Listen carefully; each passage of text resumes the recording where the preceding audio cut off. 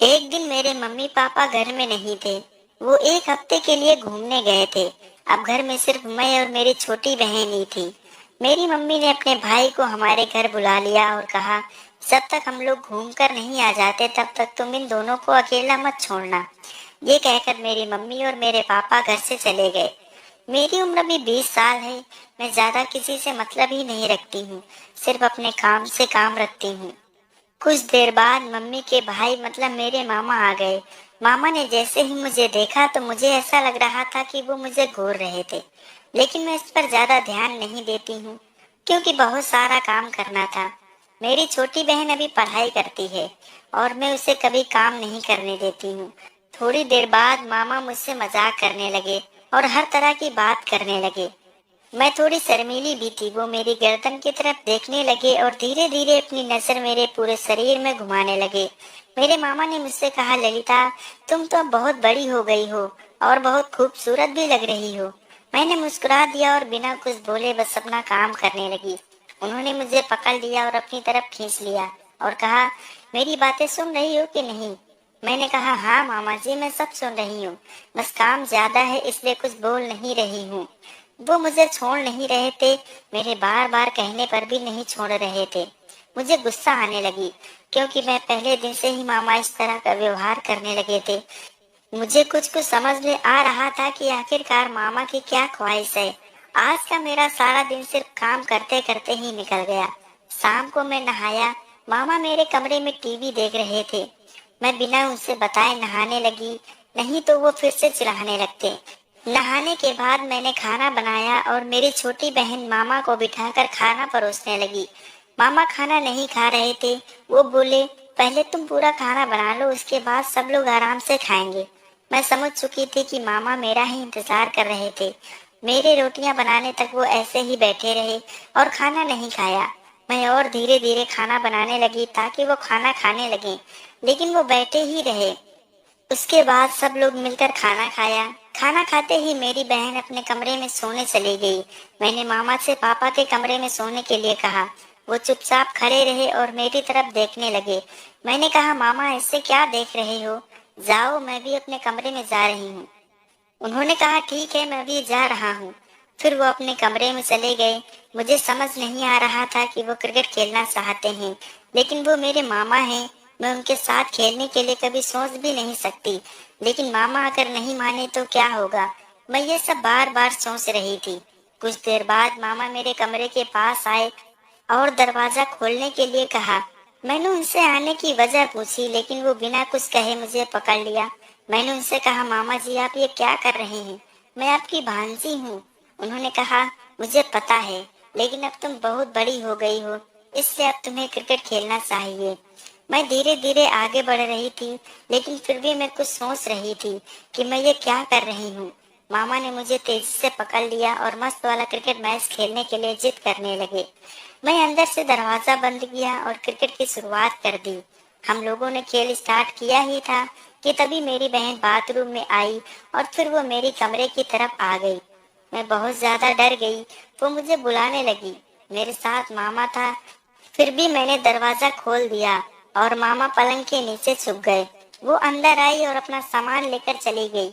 मैंने मामा से कहा, मामा आप सीधे अपने कमरे में चले जाओ। अगर हम लोग पकड़े जाते तो बहुत दिक्कत होती। मम्मी पापा से बता देती, जिसकी वजह से मुझे डांट मिलती और मेरे घर वाले मेरी शादी करा देते। इसलिए मैंने मामा जी को कमरे में बेड के नीचे लेटने को कहा। फिर मैंने दरवाजा खोला और मेरी छोटी बहन अंदर आ गई। उसने मुझसे कहा, मामा कहाँ पर हैं? कहीं दिख नहीं रहे हैं।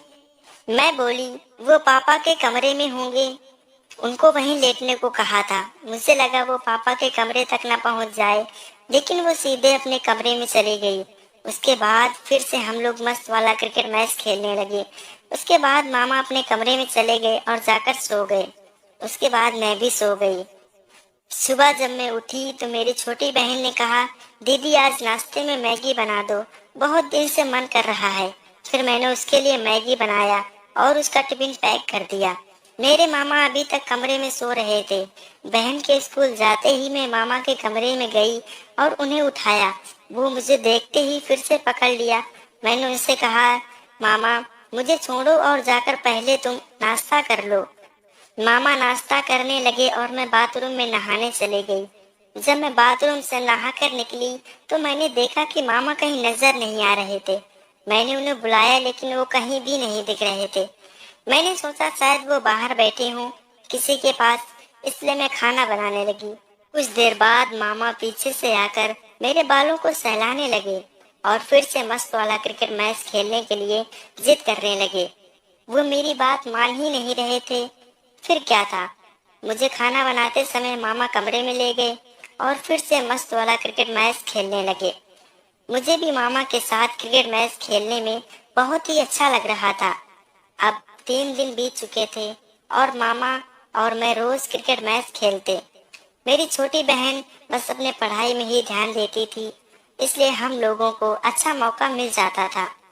मामा को जब भी मौका मिलता तभी मुझे बुलाकर चौके छक्के लगाने शुरू कर देते थे। अगले दिन अचानक बारिश होने लगी। मामा कमरे के अंदर बैठे टीवी देख रहे थे। मैंने जल्दी से बाहर का सामान अंदर रखा और बचा कुचा काम करने लगी। उसी समय बारिश की वजह से लाइट चली गई। अब मेरे मामा फिर से मेरे पास आ गए और मेरे साथ थोड़ा बहुत घर का काम करवाने लगे। जब मेरा काम खत्म हुआ तभी मामा ने मेरा हाथ पकड़ लिया। इस समय मेरी बहन भी पास नहीं थी। वो मुझे और मामा को इस तरह देखकर गुस्सा करने लगी और मामा के ऊपर चिल्लाने लगी। मेरी बहन ने कहा, मैं मम्मी से बताऊंगी कि मामा इस नज़र से दीदी को देखते हैं। मैं बहुत ज्यादा डर गई क्योंकि अगर पापा को पता चला तो वो बहुत जल्द ही मेरी शादी करवा देंगे। मैंने मामा से अपना हाथ छुड़वाया और मैं भी उन पर चिल्लाने लगी ताकि बहन को कुछ पता ना चले। मामा भी कमरे में चले गए और चुपचाप लेट गए। अब मुझे बहुत ज्यादा डर लग रहा था कि मेरी बहन घर वालों से ना बता दे। मैं उसे समझाने के लिए सोच रही थी, लेकिन मैं क्या कहकर समझाऊं, मुझे कुछ समझ नहीं आ रहा था। कुछ देर बाद जब बारिश खत्म हुई तो मेरी बहन फिर से बाहर निकल गई। उसके बाद से मेरा भी मन क्रिकेट खेलने का होने लगा। फिर मैं मामा जी के कमरे में गई। मामा जी गुस्से से लेटे हुए थे। मैंने उनसे पूछा, मामा जी वैसे बात तो उसने सही कहा है, अगर उसने मम्मी पापा से बता दिया तो बहुत दिक्कत हो जाएगी। फिर मैं मामा को क्रिकेट मैच के लिए उत्साहित करने लगी। मामा मेरे गुस्से में थे और मुझसे कहने लगे, मुझे तुम्हारी बहन की बात बहुत अजीब लगी। मैंने कहा, मामा ये सब छोड़ो और अब मैच स्टार्ट कर दो। उसके बाद मामा ने मस्त तरीके से मैच स्टार्ट कर दिया और शुरू में ही चौके छक्के लगाने शुरू कर दिए। इस बार मामा ने बहुत ही शानदार तरीके से मैच खेला। इसी बीच मम्मी का फोन आया। मैं फोन उठाया और बात करने लगी। मामा ने कहा, फोन रख दो और पहले क्रिकेट मैच खत्म हो जाने दो। लेकिन मम्मी कुछ जरूरी बात बता रही थी। उन्होंने कहा, अपने मामा से बात कराओ। फिर मैंने फोन मामा को पकड़ा दिया। मामा अपनी बहन से बात करने लगे। वो काफी देर तक अपनी बहन से बात करते रहे। मैंने सोचा पता नहीं क्या बात है। फोन काटने होने के बाद मैंने मामा से पूछा, क्या बात है? मम्मी ने आपसे क्या बात की है? वो बोले, कुछ नहीं, उन्होंने कहा है कि आज वो लोग आ रहे हैं। क्योंकि बारिश हो रही है इसलिए मजा नहीं आ रहा है। अभी वो थोड़ी देर में आ जाएंगे। मामा ने कहा, आज वो आ जाएंगे तो मैं कल अपने घर चला जाऊंगा। मैंने मामा से कहा, मामा हमारे पास एक और मौका है, अभी कुछ देर के लिए, इसलिए मेरा मन फिर से क्रिकेट मैच खेलने का हो रहा है। फिर मैं मामा को मनाकर क्रिकेट पारी स्टार्ट कर दिया। मम्मी पापा आने ही वाले थे, इसलिए मैंने दरवाजा बंद कर दिया ताकि जब भी वो आए तो पता चल जाए। लगभग 1 घंटे तक मैं और मामा क्रिकेट मैच ही खेलते रहे। इन 5 से 6 दिनों में मामा ने खूब क्रिकेट मैच खेला और बहुत ही अच्छे अच्छे चौके छक्के लगाए। मैं भी बहुत खुश थी। थोड़ी देर बाद मेरे घर वाले आ गए और तरह तरह की बातें बताने लगे। मेरे घर वाले बहुत ही अच्छा अच्छा सामान लेकर आए थे। मेरे मामा ने मम्मी से कहा, दीदी आज मुझे जाना चाहिए क्योंकि मुझे बहुत सारा काम करना है। मम्मी बोली, अब आज और रुक जाओ, फिर कल आराम से चले जाना। लेकिन मामा जिद करने लगे कि मुझे आज जाना है। मेरे कहने के बाद भी वो नहीं रुके और अपना सामान पैक किया और जाने लगे। लगभग 2 घंटे बाद मेरे मामा अपने गांव पहुंच गए। गांव पहुंचते